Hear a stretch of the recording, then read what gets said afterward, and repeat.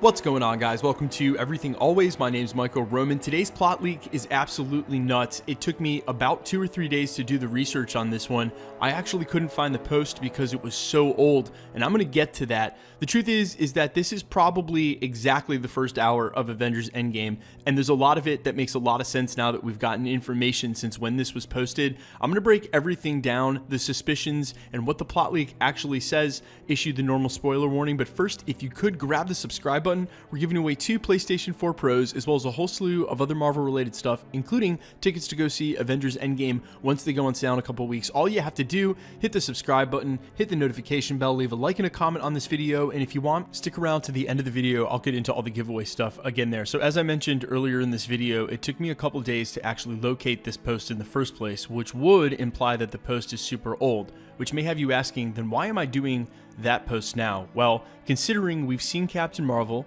the Endgame post-credit scenes that were involved in Captain Marvel, and of course the most recent release of this Avengers Endgame trailer, followed by the annotations of the shareholders meeting that were just last week, we now know that a lot of this post was actually right, which gives us pause and makes us wonder, is the rest of this post right as well? Now, it seems to follow along the very first hour of the Avengers Endgame plot, and the reason that it flew under the radar is twofold. The reason this didn't pop up on a ton of YouTube channels such as mine, because hey, we love to cover the plot leaks, is because this was hard to read. Not because it was written so well, but it's in Chinese. It's over 100 pages of Chinese. So you can forgive every YouTuber for being like, I think I'm going to skip this one. And we did. All of us. Turns out, might have been the most correct one all along in a sea of absolute garbage. So I'm going to take a pause here and issue that normal spoiler warning. Of course, you know yourself better than anyone ever could. If you're susceptible to having your expectations ruined, if you want to see the movie fresh to the ideas that the Russos, Kevin Feige, Marvel Studios have in store for you, perhaps this is not a great place for you to be.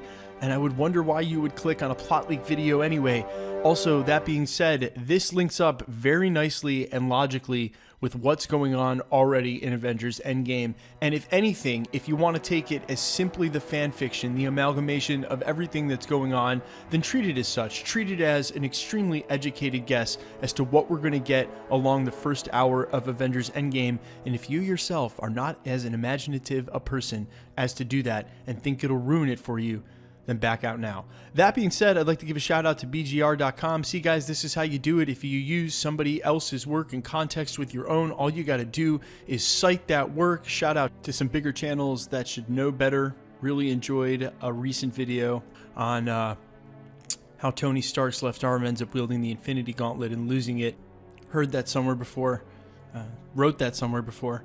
But again, shout out to Chris Smith over at bgr.com. Like I said, this is 100 pages of Chinese that included specific details of Captain Marvel, her post-credit scene. I mean, a lot of specific stuff, guys. Over 100 pages in Chinese of details that now make a ton of sense considering we've seen it all, but back then would not have been available in the earliest parts of January. So we're going to go ahead and read what BGR posted. As I said, their translation was better than anything I could ever do. It starts, according to the plot, it's Thor, Rocket, and Rescue, that's Pepper Potts' rescue, who will come to Iron Man and Nebula's rescue.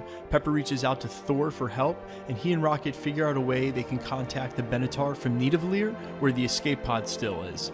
That's where they hear Tony's message and how they find him in space.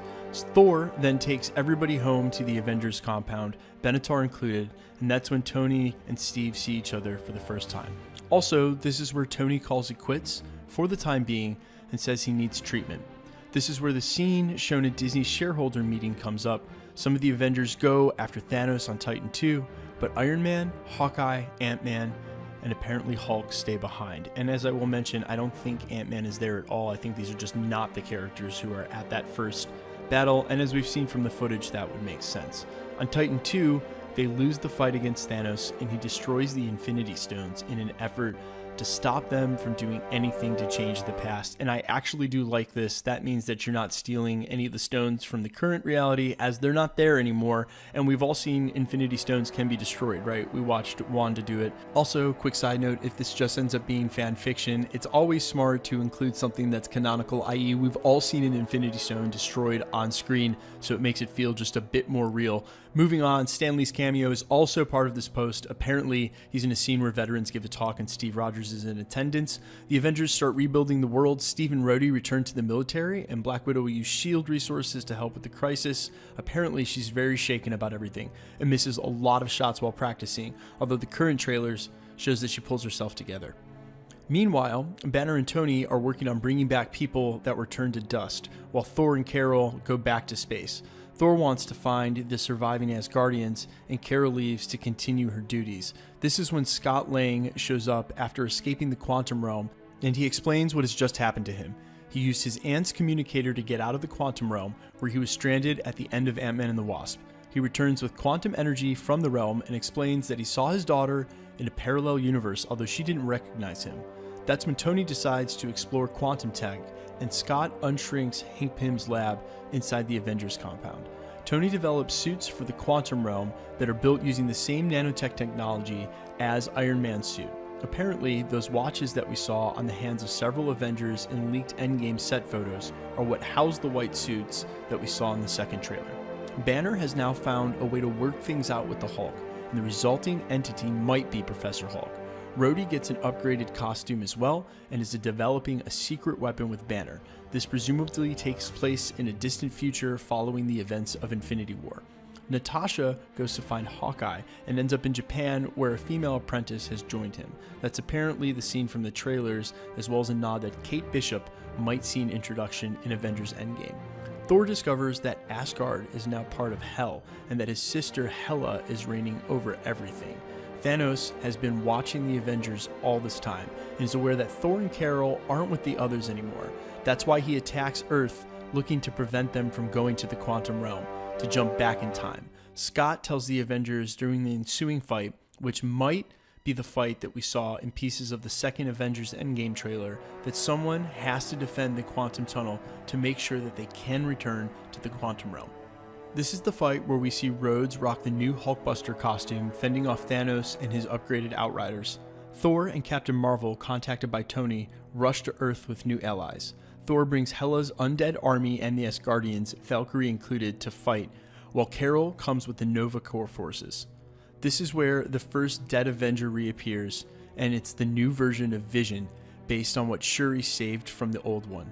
It's Rhodey and Vision who fight the Outriders and Thanos while the others return to the quantum realm. Now, like I said at the beginning, that's only supposed to be about the first hour of the film, and to be honest, that actually feels like a whole film by itself. That is a lot to have happen. To incur 2 full battle scenes separately within the first hour of a 3-hour movie is absolutely insane to me, but I'm expecting nothing less than what's probably the most anticipated movie of all time. I'd like to also state that another reason this may have flown under the radar is it's not flashy at all. Notice no mentions of Galactus or King, no mentions of any Celestials, Silver Surfer, anything ridiculous. It keeps it localized to the main players so that they can finish their through arcs. Now, there have been other details that have been amended with this, and we're going to go back over what I think are some of the most and best predictions for Avengers Endgame as we come closer to the movie. Also, keep in mind, test screenings of this movie have been done, and I am just waiting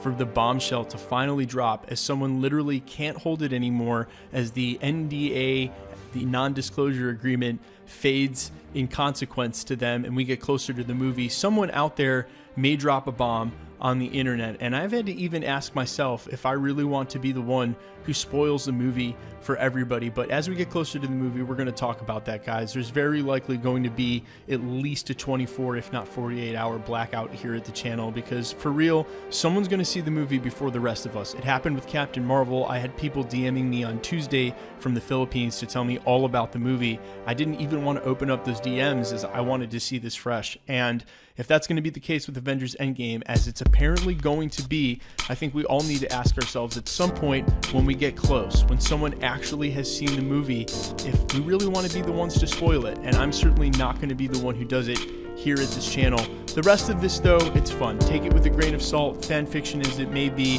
and like I said, I think the best way to treat this is a really good prediction for how the first hour of the movie is going to go. So let's get into the giveaway stuff again before I let you go. We're giving away 2 PlayStation 4 Pros, one at the 300 and one at the 400,000 subscriber mark. Also, when they finally go on sale here in a couple of weeks, we'll be giving away tickets to go see Avengers Endgame IMAX style. All you have to do to win this or the PlayStations or any of the other prizes we're going to announce here at the channel is hit the subscribe button, then hit the notification bell, leave a like and a comment on the video, because the more videos that you like and comment on, the better chance you have of winning. My name's Michael Roman. This is Everything Always. Thanks for checking out the channel and stick around. We'll be posting again real soon.